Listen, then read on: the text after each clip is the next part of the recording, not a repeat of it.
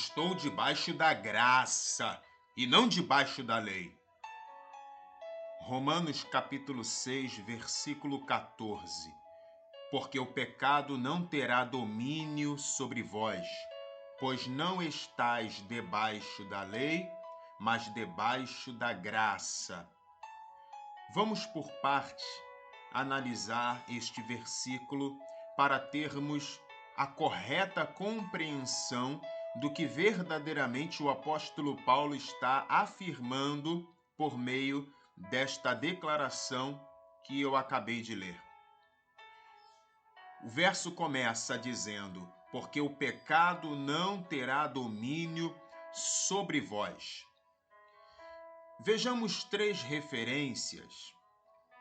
A primeira delas é 2 Pedro capítulo 2, versículo 19, que diz assim: prometendo-lhes liberdade, sendo eles mesmos servos da corrupção, porque de quem alguém é vencido, do tal faz-se também servo. Vejamos agora 2 Pedro capítulo 1, versículo 4. Por meio disto, ele nos deu suas preciosas e magníficas promessas, para que através deles você se torne participante da natureza divina, agora que escapou da corrupção no mundo causada por maus desejos. Vejamos também Romanos capítulo 6, versículo 16, diz assim: não sabeis vós que a quem vos apresentardes por servos para lhe obedecer, sois servos daquele a quem obedeceis? Ou do pecado para a morte, ou da obediência para a justiça?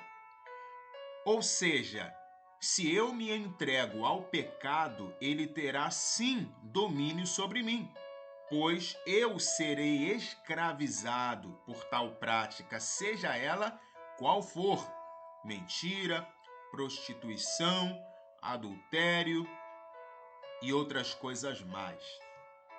O segundo ponto do verso inicial que nós vamos ver é o trecho onde o apóstolo Paulo ele declarou: não estais debaixo da lei. Vejamos então uma referência. Em Gálatas capítulo 5, versículos 16 ao 21, Paulo ele escreve o seguinte: digo, porém, andai em espírito e não cumprireis a concupiscência da carne, porque a carne cobiça contra o espírito e o espírito contra a carne, e estes opõem-se um ao outro, para que não façais o que quereis. Mas se sois guiados pelo Espírito, não estais debaixo da lei. Porque as obras da carne são manifestas, as quais são adultério, fornicação, impureza, lascívia, idolatria, feitiçaria, inimizades, porfias, emulações, iras, pelejas, dissensões, heresias, invejas, homicídios, bebedices, glutonarias e coisas semelhantes a estas, acerca das quais vos declaro, como já antes vos disse, que os que cometem tais coisas não herdarão o reino de Deus. Ou seja, não estar debaixo da lei não significa desobrigação quanto às leis de Deus transmitidas por ele através dos seus anjos e entregues ao seu servo Moisés, para que este, por sua vez, as ensinasse ao povo de Deus. Na verdade, não estar debaixo da lei significa não estar sendo enquadrado pela lei de Deus em infrações que nela são terminantemente proibidas por Deus para o povo dele. Logo, se eu não mais me deixo, graças ao poder do alto que em mim opera, agora mediante o Espírito de Deus, internalizado no meu interior, por meio do qual eu sou capacitado com poder por Deus, se eu não mais me deixo ser escravizado por aquilo que antes me escravizava, eu, como servo de Deus e de Cristo, não serei enquadrado pela lei de Deus em alguma infração. Não serei enquadrado na infração do adultério, não serei enquadrado na infração da fornicação, não serei enquadrado na infração do roubo, do furto, da calúnia, da difamação, da mentira, do engano, da maledicência. Não serei nem escravizado pelo pecado, e muito menos enquadrado pela lei de Deus. Não significa que não iremos errar em algum momento, mas não seremos escravos e não seremos enquadrados pela lei de Deus a ponto de sermos proibidos de entrarmos no reino de Deus. O terceiro ponto que nós iremos falar do texto inicial é debaixo da graça. Vejamos algumas referências.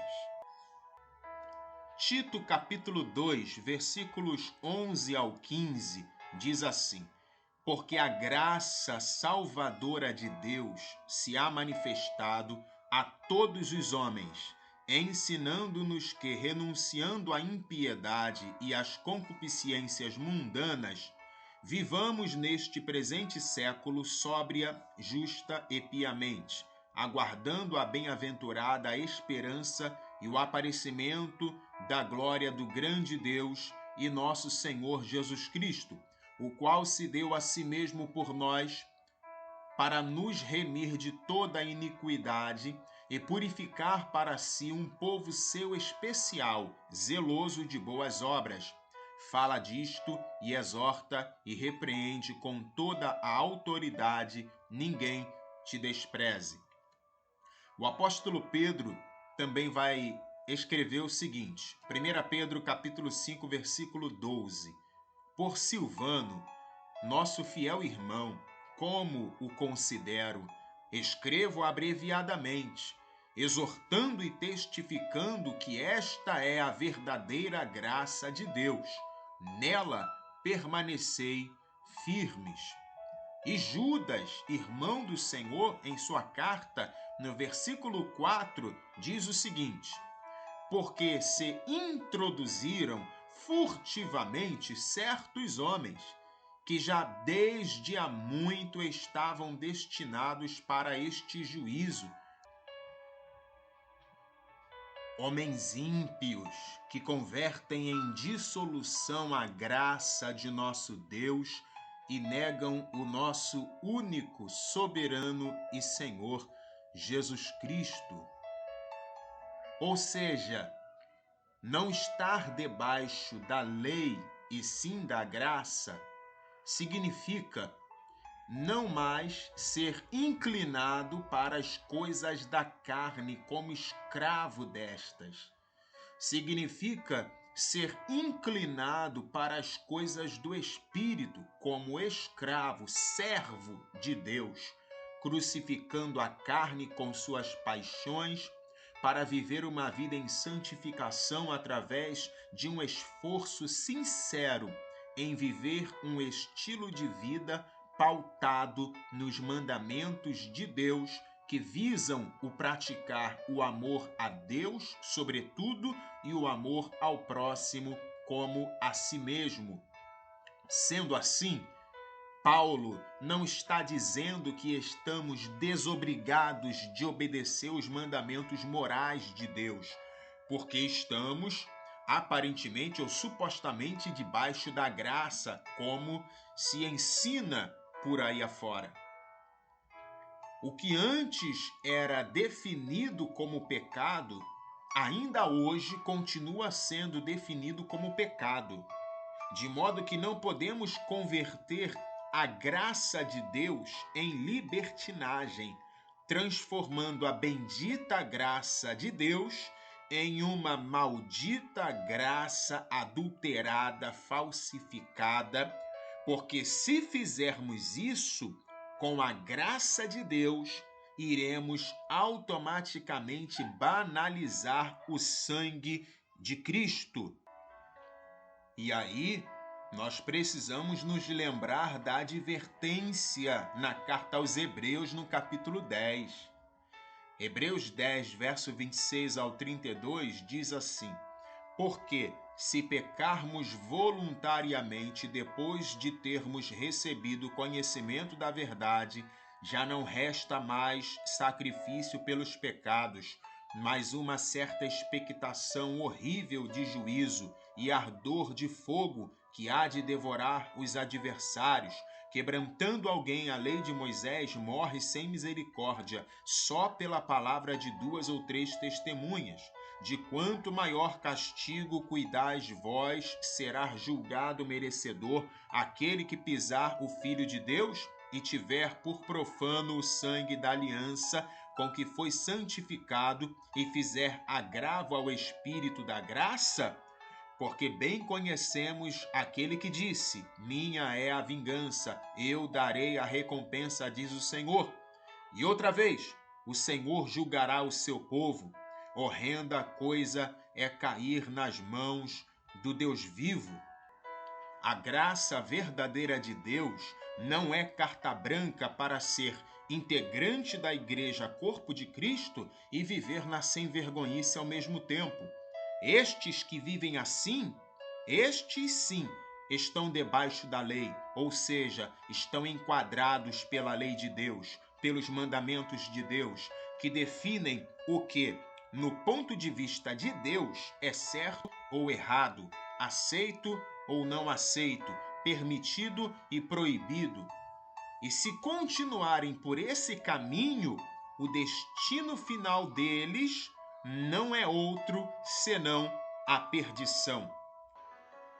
Em Mateus 7, versículos 13 e 14, nós lemos: entrai pela porta estreita, porque larga é a porta e espaçoso o caminho que conduz à perdição, e muitos são os que entram por ela.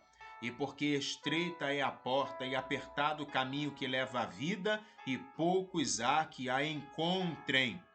E em Mateus 7 mesmo, no versículo 21 ao 23, o Senhor Jesus continua dizendo: nem todo que me diz Senhor, Senhor, entrará no reino dos céus, mas aquele que faz a vontade de meu Pai, que está nos céus. Muitos me dirão naquele dia: Senhor, Senhor, não profetizamos nós em teu nome? E em teu nome não expulsamos demônios? E em teu nome não fizemos muitas maravilhas? E então lhes direi abertamente: nunca vos conheci, apartai-vos de mim, vós que praticais a iniquidade. Quer estar debaixo da graça e não debaixo da lei, no real sentido em que foi já explicado até aqui? Colossenses capítulo 3, versículos 3 ao 11.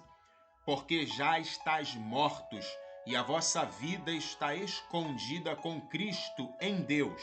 Quando Cristo, que é a nossa vida, se manifestar, então também vós vos manifestareis com ele em glória. Mortificai, pois, os vossos membros que estão sobre a terra, a fornicação, a impureza, o apetite desordenado, a vil concupiscência e a avareza, que é idolatria, pelas quais coisas vem a ira de Deus sobre os filhos da desobediência, nas quais também em outro tempo andastes, quando vivias nelas. Mas agora despojai-vos também de tudo: da ira, da cólera, da malícia, da maledicência, das palavras torpes da vossa boca. Não mintais uns aos outros, pois que já vos despistes do velho homem com os seus feitos, e vos vestistes do novo, que se renova para o conhecimento, segundo a imagem daquele que o criou, onde não há grego nem judeu, circuncisão nem incircuncisão, bárbaro, cita, servo ou livre, mas Cristo é tudo e em todos.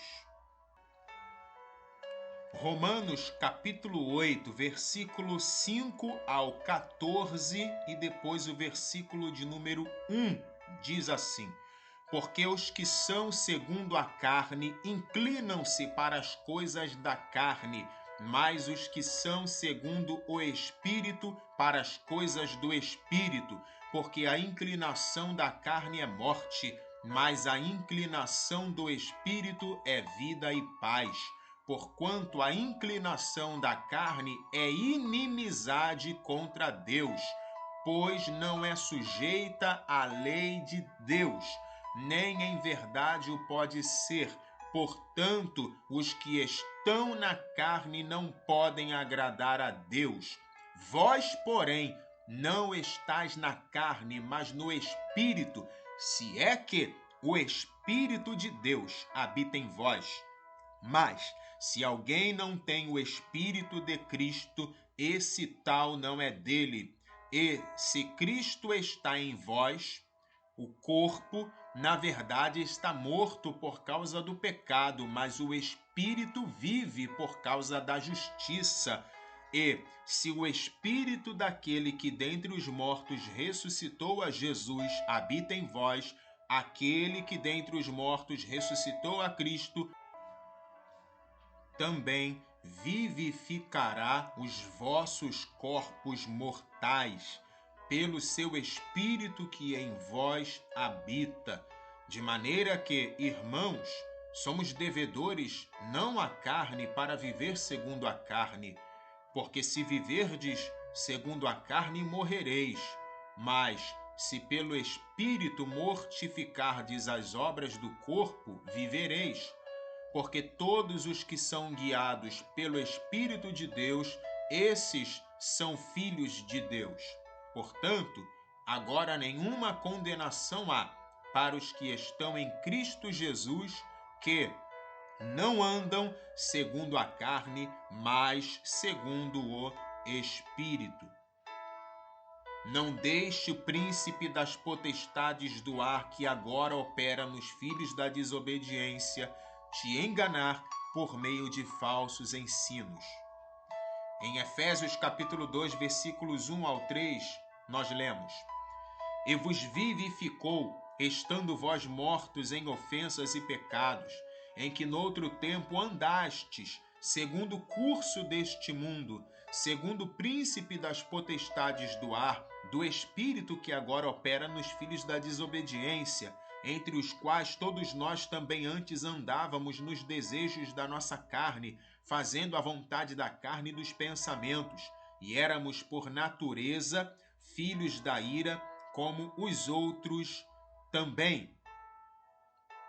Viver em si uma vida de obediência aos mandamentos de Deus não significa fazer com que a graça deixe de ser graça. Porém, viver na libertinagem significa transformar a graça de Deus em desgraça. A graça não deixa de ser graça porque eu me proponho a viver uma vida pautada nos mandamentos de Deus, por ter sido graciosamente salvo por meio da fé em Deus e em Cristo. Eu estou apenas honrando esta maravilhosa graça que me foi concedida por Deus, através do seu Filho amado. Não preciso viver um ciclo vicioso de pecado e arrependimento sem me importar com uma vida de obediência aos mandamentos de Deus, para que a graça seja graça, ou para que a graça seja mais evidenciada na minha vida. O apóstolo Paulo escreve em Romanos capítulo 6, versículos 1 ao 3. Então, qual seria a conclusão? Devemos continuar pecando a fim de que a graça seja ainda mais ressaltada? De forma alguma. Nós que morremos para o pecado, como seria possível desejar viver sob seu jugo? Ou ignoreis que todos nós que fomos batizados em Cristo Jesus, fomos igualmente batizados na sua morte? A graça verdadeira de Deus não é carta branca para viver no pecado e depois Só pedir perdão que Deus perdoa e fica tudo de boa. Pode pecar de novo e seguir o mesmo processo, ao ponto da pessoa passar a fazer isso, pedir perdão, de forma mecânica, sem sincero arrependimento no interior. Engana-se quem pensa e supõe que agora é a aliança da graça e não há restrição alguma para os que participam desta aliança, na qual supostamente não existem limites. Tudo é permitido e ainda usa-se como chavão evangélico o trecho isolado de Filipenses 4,13: tudo posso naquele que me fortalece. Espero ter esclarecido o que realmente significa não estar debaixo da lei, e sim debaixo da graça.